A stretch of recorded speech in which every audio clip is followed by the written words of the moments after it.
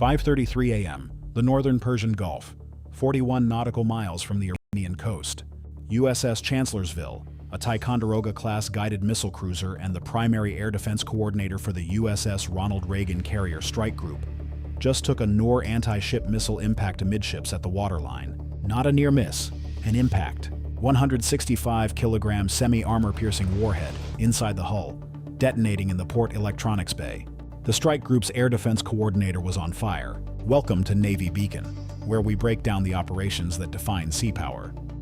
The fact that the missile hit Chancellorsville, rather than the carrier she was protecting, was not a navigation error by the IRGC. It was the intended outcome of a tactical plan that had been developed over 4 months of intelligence collection on the Reagan Strike Group's defensive formation geometry. The IRGC planners had identified USS Chancellorsville as the strike group's critical vulnerability, not because the cruiser was easier to hit than the carrier, but because destroying her radar and fire control capability would open a gap in the strike group's layered air defense that would then expose the carrier to a follow-on attack. A carrier without her air defense coordinator is a less defended carrier. A less defended carrier is a carrier that can be struck. The plan had 2 phases. Phase 1, use a single Noor missile, fired from maximum range, using a coordinated deception pattern to get it through Chancellorsville's defenses, to degrade or destroy the cruiser's Aegis radar capability. Phase 2, if Phase 1 succeeded, launch a larger missile salvo at USS Ronald Reagan within the defense gap created by the cruiser's degradation. The execution of Phase 1 succeeded. The execution of Phase 2 did not because the IRGC chose not to proceed, but because the second phase launch platform was destroyed before it could fire. That destruction happened because of one decision made by one FA-18 crew in the first 3 minutes after the impact. Before we explain how the Noor got through Chancellorsville's defenses, we need to establish what USS Chancellorsville's defenses were, because the Ticonderoga class is not a passive target. The AN/SPY-1. A radar on a Ticonderoga-class cruiser is one of the most powerful shipboard surveillance radars in any navy in the world.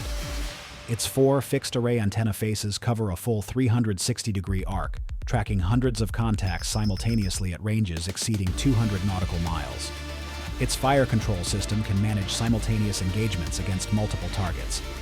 The ship's VLS carries 122 cells containing SM-2 and SM-3 standard missiles, Tomahawks, ESSMs, and VLA anti-submarine rockets. To defeat a Ticonderoga's defenses with a single Noor, you need to exploit a specific vulnerability, not in the ship's hardware, but in the engagement geometry.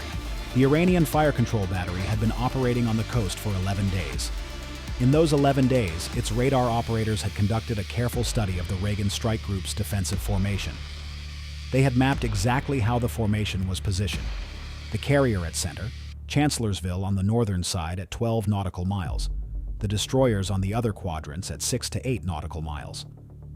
They had identified the angle from which an incoming missile would have to approach Chancellorsville to place the carrier between the missile and the destroyer positioned to the south, putting the carrier in the line of fire and preventing the southern destroyer from engaging the incoming missile without risking a solution that flew toward the carrier.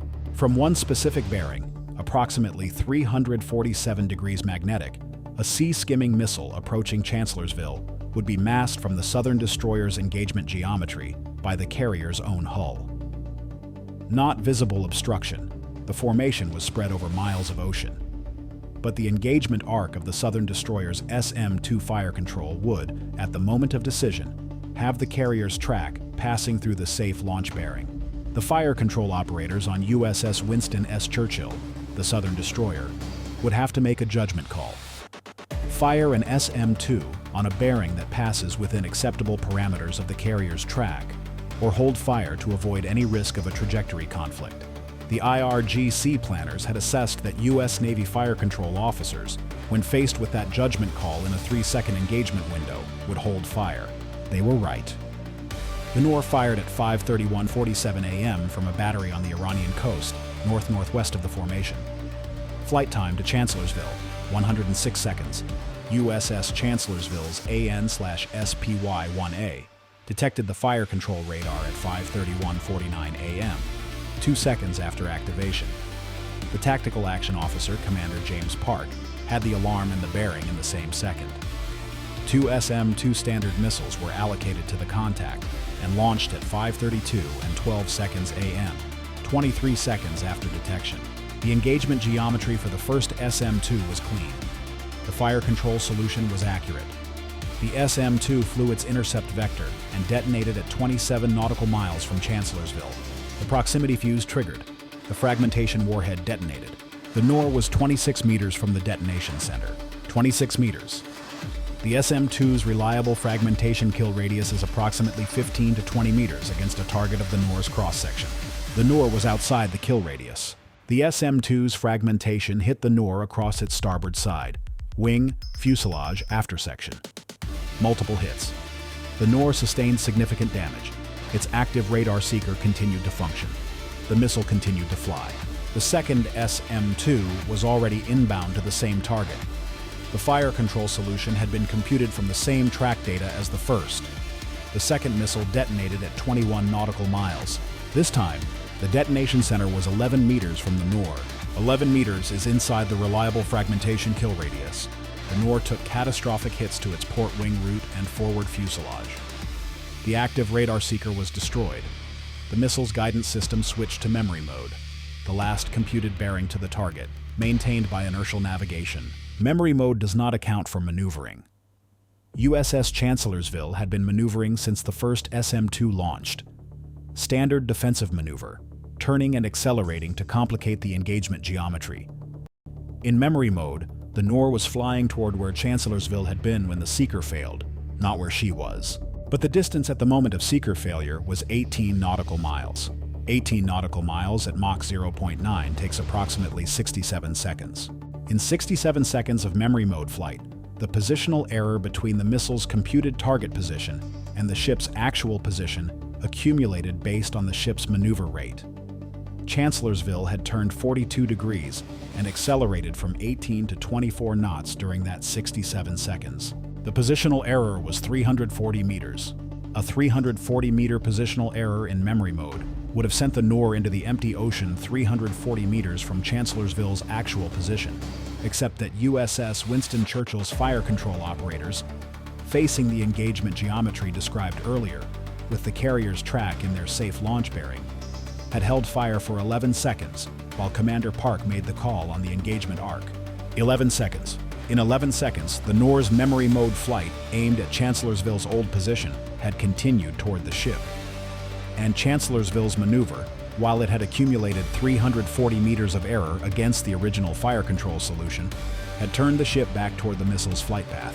The Noor struck USS Chancellorsville amidships on the port side at the waterline at 5:33:33 a.m. The semi-armor-piercing warhead design of the Noor functions in a specific sequence.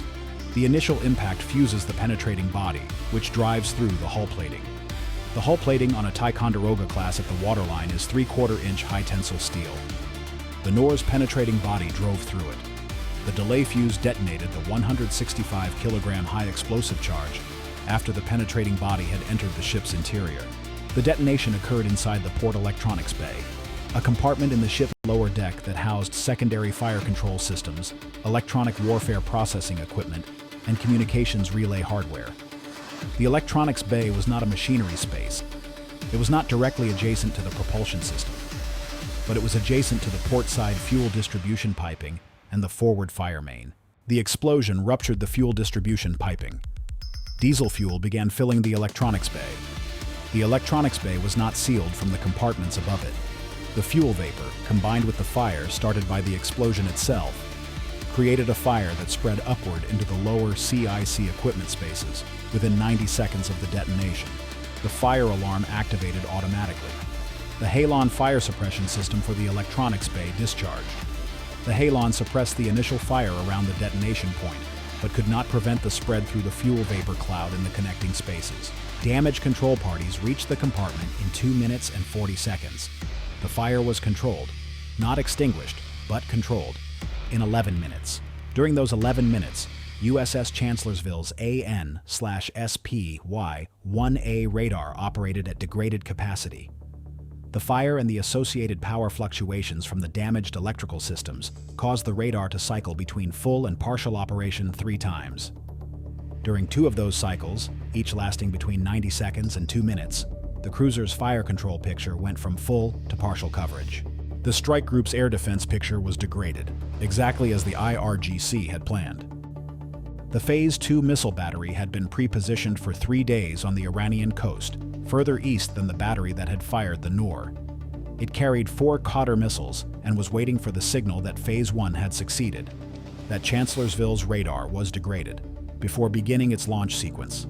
The signal came at 5:34 a.m., 29 seconds after the Noor's impact, when the IRGC's electronic intelligence monitoring detected the SPY-1A's radar signature drop from full to partial emission. The Phase 2 battery's launch authorization was transmitted at 5:34:08 a.m. The launcher crews began their pre-launch sequence. Pre-launch sequence for a Qatar battery. 8 minutes from authorization to first missile away. 8 minutes. 2 FA-18Es from BFA-113, Stinger 11 and Stinger 12, had been on combat air patrol above the strike group since 4 a.m. When Chancellorsville's flash report arrived at the Reagan's Combat Systems Center at 5:33:38 a.m., 5 seconds after the impact, the airborne mission commander immediately vectored both aircraft toward the coast. The targeting data for the Phase 1 battery, derived from the Noor's fire control radar direction finding during its 11-second active period before launch, provided a position accurate to approximately 2 nautical miles. The P-8 Poseidon on surveillance over the northern Gulf was vectored simultaneously toward the position. But the Phase 1 battery was not the most urgent problem. The Phase 2 battery was. The question was where the Phase 2 battery was. USS Chancellorsville's electronic warfare suite, despite the fire and the power fluctuations, had been functioning continuously throughout the engagement. In the 90 seconds between the Noor impact and the fire's spread into the lower CIC spaces, the SLQ-32 had been passively collecting every electronic emission in the surrounding environment. At 5:34:09 a.m., 1 second after the Phase 2 launch authorization was transmitted, the SLQ-32 detected the radio transmission. The frequency was an IRGC tactical communications band. The transmission was brief, under 3 seconds, but 3 seconds was enough for the direction finding to establish a bearing. The bearing, 072 degrees magnetic from Chancellorsville's position. The Phase 2 battery was to the northeast. Stinger 12 was already northeast of the formation. The bearing from Chancellorsville at 072 degrees, plotted on the tactical chart, intersected with a coastal terrain feature approximately 42 nautical miles away, a small headland with a concrete access road that the P-8's previous surveillance missions had flagged as a possible military staging area, but had never confirmed. Stinger 12's crew had the probable position. They did not have a confirmed target. The pilot, Lieutenant Commander Rosa Vega, made a judgment call at 5:36 a.m. The Phase 2 battery, if that was its location, would be ready to fire within 6 minutes from its authorization. 6 minutes from the authorization time meant its first missile would launch at approximately 5:40 a.m. Stinger 12 was 4 minutes from the headland position. If she waited for confirmation, the missiles would already be in the air. She descended to low altitude and ran toward the headland position at 500 knots. At 5:38 a.m., the FLIR camera resolved the target. 3 vehicles clustered on the headland's concrete pad. A heavy launcher truck, a fire control vehicle, a support vehicle. The launcher truck's rails were elevated. The crew was visible, working. She fired 2 AGM-65 Maverick missiles in rapid succession. First Maverick, launcher truck, detonation on the launcher mechanism. The missile rails collapsed. The 4 Qatar missiles stored on the launcher were destroyed by the explosion's heat and shrapnel. No Qatar left the rails. Second Maverick, fire control vehicle. The vehicle was destroyed. The crew did not survive. Support vehicle. The driver had seen the first explosion and was already moving off the pad. The vehicle accelerated down the access road. Lieutenant Commander Vega had 1 more Maverick. She fired. The vehicle was destroyed 400 meters from the pad. The Phase 2 battery was completely destroyed at 5:38:41 a.m., 4 minutes and 33 seconds after its launch authorization was transmitted. It had been 8 minutes from the missile strike on Chancellorsville to the Phase 2 battery's destruction. The IRGC had planned for 8 minutes of launch preparation time. They had needed 8 minutes and 33 seconds. 4 Qatar missiles never fired. USS Chancellorsville's fire was fully extinguished at 6:07 a.m. The damage assessment took 4 hours. The port electronics bay was destroyed. The fuel distribution piping required complete replacement in that section. The hull breach from the Noor's penetration, a roughly oval opening approximately 14 by 8 inches in the hull plating, was patched with a collision mat and wooden plugs. Flooding was minimal and fully controlled within 8 minutes of the impact. 4 sailors were killed by the initial explosion.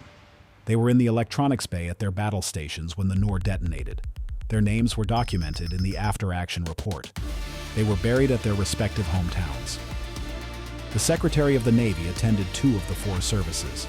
11 other sailors were injured by the explosion, the fire, or its suppression. All 11 survived. USS Chancellorsville was taken under escort to Bahrain naval support activity at reduced speed, arriving 31 hours after the engagement. Repairs required 7 weeks. She returned to operational status in the Persian Gulf 9 weeks after the impact. The Reagan Strike Group remained operational throughout. USS Winston S. Churchill, the Southern destroyer whose fire control operators had held their SM-2 shot against the engagement geometry, assumed the air defense coordinator function while Chancellorsville was out of action. The after-action review examined 5 findings. The first addressed the 11-second hold at Winston Churchill. The fire control operators had made the correct decision under their rules of engagement, which required positive fire control geometry before SM-2 engagement. The geometry had been ambiguous. They had held fire. The review did not find fault with the decision. It found fault with formation geometry that could be exploited to create that ambiguity, and recommended modified strike group screening formations that eliminated the specific angular vulnerability the IRGC had identified.